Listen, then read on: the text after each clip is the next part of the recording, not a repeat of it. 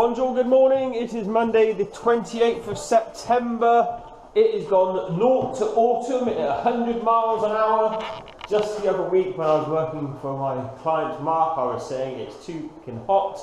Now I'm too cold. My body hates the cold. I've got lots of injuries which really play up once winter's here. So I do not enjoy myself.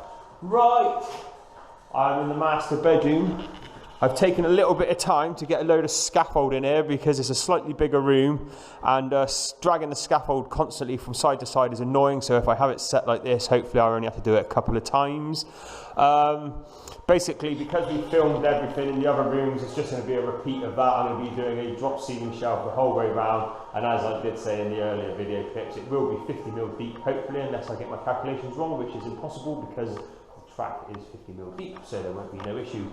But obviously with the plasterboard build-up, which is 13mm plus 13mm, it will actually be quick maths 76mm. Woo! Right, I will just go high speed because I don't want to mess around filming this because it's pointless because you've seen it all before. Right, let's get going. Woohoo!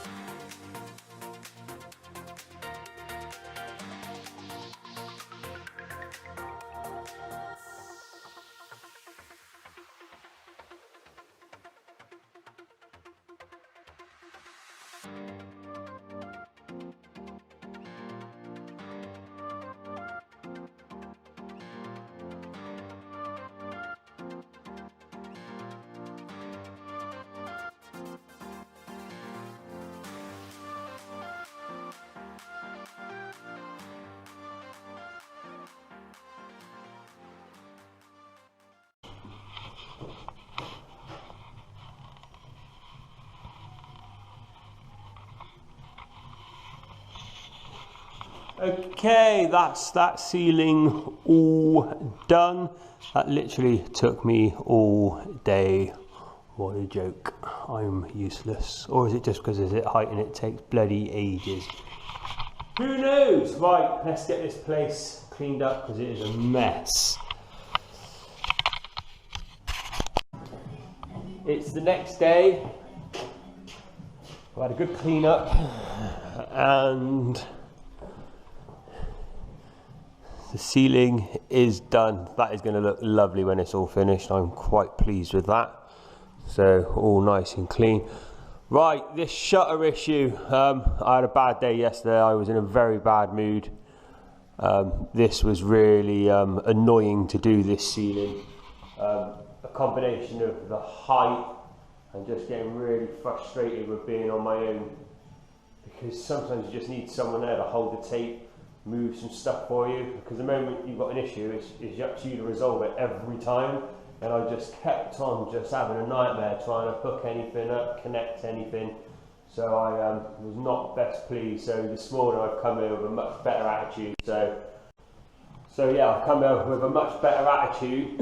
I've taken the cover off of this shutter, and basically what had happened with this particular one is the moment we'd gone to use it, this had ripped off on both of them, so that's why it unreeled, because it wasn't holding itself. Basically these motors are just cheap crap. They're not fit for purpose.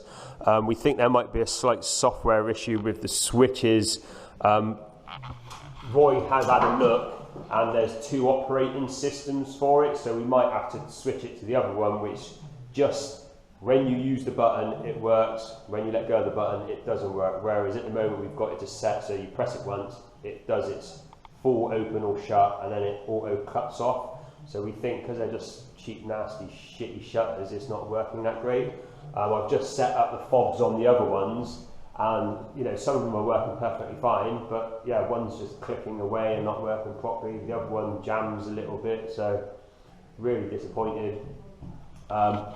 As you can see, I cut the plasterboard out. It's not going to be too big a deal. Once we've got the cover on and plastered all around, at a later date, once we've made sure everything's working and we're happy with it, obviously with, you know, we're English sort of thing, so we'd have curtain rails over our windows anyway. So the plan is to put a nice bit of veneer or oak over the face, and that's where the curtain pole can go, so it will be hidden anyway. So basically what that means is we can get this room plastered, and once I've checked out the other ones and done the same in the other rooms, pretty much we're all ready for plaster. We're back in Sky's room now. I've got to go and get some cable, so we're going to run the spotlights around this room. That room, in the big room, we're not having spotlights on the ceiling shelf. In this room we are, so we're going to have a few lights along there, probably 4, 4, 2 and 2, and that'd be really nice. But for now, we are going to be cutting a hole in this wall, so we're going to have a recessed TV, little mini entertainment system, so when you're sitting in bed here, you've got a wall-mounted TV. The reason we're doing a recess is we can. Also, if we end up with a full-size bed in here, like I said before, there's not much of a room along the bottom of the bed. It'd be 400, so to have it recessed will give you that nice bit of space to be able to walk past it. It's also a nice feature, and I want to do it, so that's what I'm currently doing. I've just got the dimensions on the wall, so we'll sort that out now. Okay, so it's a 32-inch TV. Now, you can do a little research about this online, I already knew, but you want a decent sized air gap to allow for the heat to dissipate, because obviously heat with electrics is never good. I'm going to allow 100mm either side, so with the plasterboard build up it will obviously be a little bit less, maybe 15mm less on either side, so it'll probably be about 70mm, which will equate to about, yeah, 70mm either side of the TV, which will be plenty. Also, the reason I'm doing that is I plan to clad the back of the wall with a nice finish, a wood or something. So when you've got the TV mounted, you can see the air gap around there, be a nice finish around there as well, so that'll highlight that. So basically, that's that. I've just got to do that, and then we'll cut it out.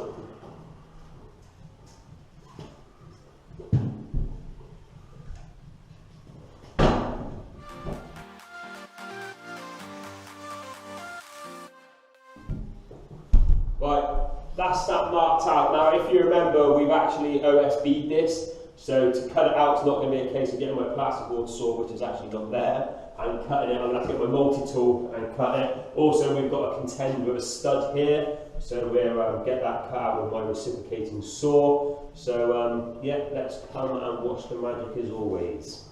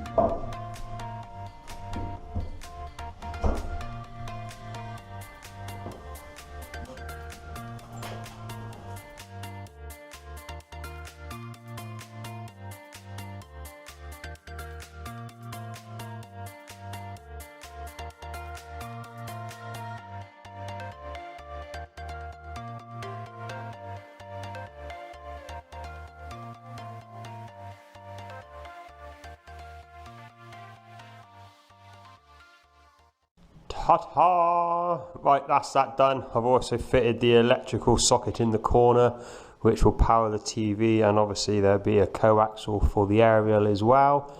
That is simply wonderful. I'm now going to go off and buy some cable, because basically I want to get these ceilings closed in the next day or two, so I'll go do that now and we'll get them right. Vive la France! I went down to the local Brico and they didn't have no decent electrical cable that I wanted. So I phoned a friend and Kaz is going to pick some up for me. These shutters. So I've been investigating. I've got a background in mechanical engineering. I trained as a mechanic when I was younger. I might have mentioned that before. I'm no good at it, but I know how to take things apart. It's not so good at putting them back together. Right, I think possibly it's a switch issue. I think possibly the switches we've got potentially might be causing slight issues, because what I've noticed is when you press, for example, the down button, it goes down, but then when you press it, maybe after experimenting a few times, it might go up, which doesn't make sense. It's been the same on a few of these ones on this side of the house. It'll like work. You obviously press the same button to go down, and then suddenly it goes up. So it might be that causing the issue. When Roy comes on Wednesday, we're going to reprogram them and try that. These are the fobs we've got. So I'm sure it won't do it now, but A is for down, and that'll go all the way down to a close, like watching paint dry.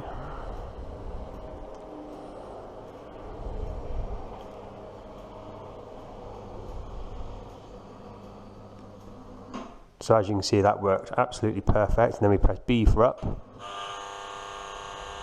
and look, it's jammed. And then I just pressed it again and it's tried to go down again.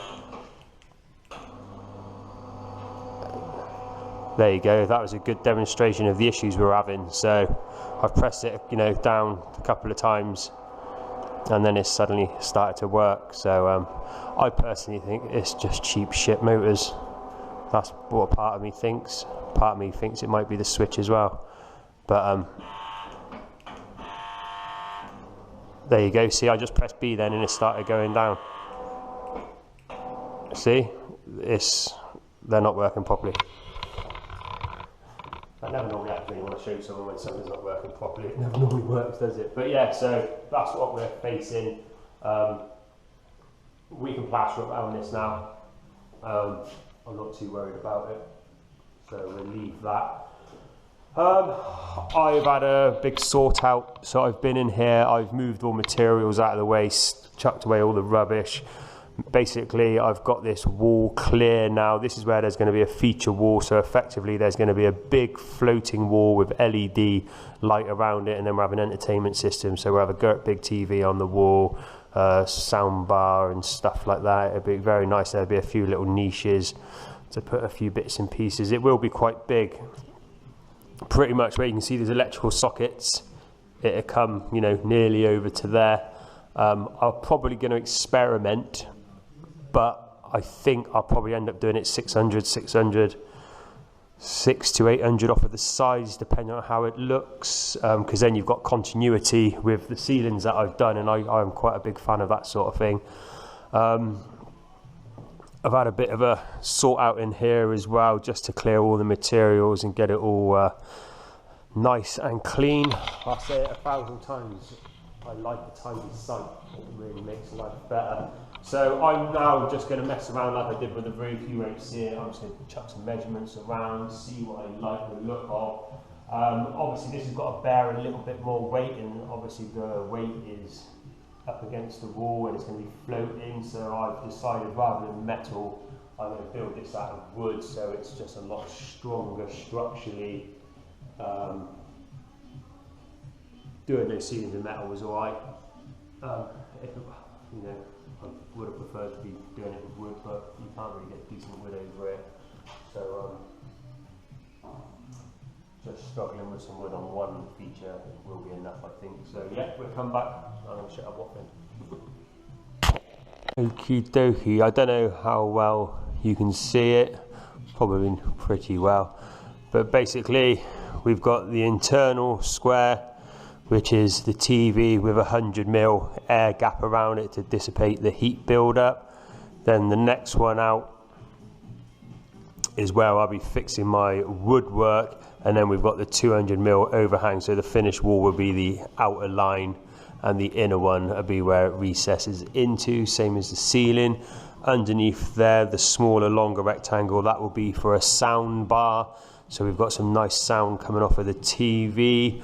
I was tempted to put some little niches either side, but I think I have seen it can look nice, but I also think, because I do like my movies and stuff, you don't want to be distracted, so I think just having a TV and a sound bar is more than enough.